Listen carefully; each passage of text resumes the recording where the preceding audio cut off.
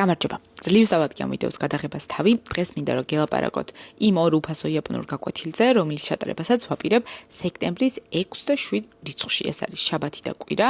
რა თქმა უნდა, დამიგვიანდა აგვისტოში ვაპირებდი ამ ყველაფრის გაკეთებას, მაგრამ სჯობს გვიან ვიდრე არასდროს. მოდი თავიდანვე გეტყვით გაკვეთილის დროს, ხანგრძლივობას და როდის ჩატარდება.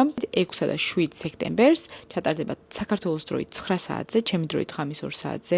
გვექნება ორი უფასო გაკვეთილი, შემდეგ თქვენ გადაწყვიტეთ განაგრძობთ სწავლას თუ არ განაგრძობთ სწავლას. არ აქვს მნიშვნელობა გინდათ სწავლა, არ გინდათ სწავლა.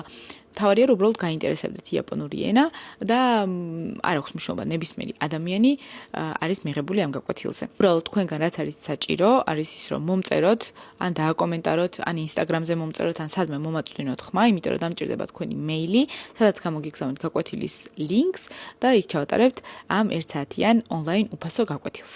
რატო უნდა ისწავლოთ იაპონური ენა და რატო ვთვლი რომ არის იაპონური ენა საჭირო ენა, იმიტომ რომ ალბათ გეცოდინებათ Toyota, Hitachi, Kawasaki, Toshiba და ასე შემდეგ ძალიან ბევრი დიდი ფირმა, რომელიც მსოფლიო დონის ფირმები არის იაპონიიდან და თუ გეცოდინებათ იაპონური ენა, თქვენი სამუშაო არეალიც გაიზრდება, გექნებათ უფრო მეტი პერსპექტივა. ინგლისური ენის ცოდნა ახლა უკვე არ არის ძალიან ისეთი რაღაცა ვაიმე ინგლისური იცი, მაგრამ როცა გეცოდინება იაპონური იაპონურად საუბრობ, კანჯებს წერ, ვფიქრობ, რომ იქნება ძალიან საინტერესო თქვენს დოსიეში თუ ჩაწერთ იაპონურ ენასაც.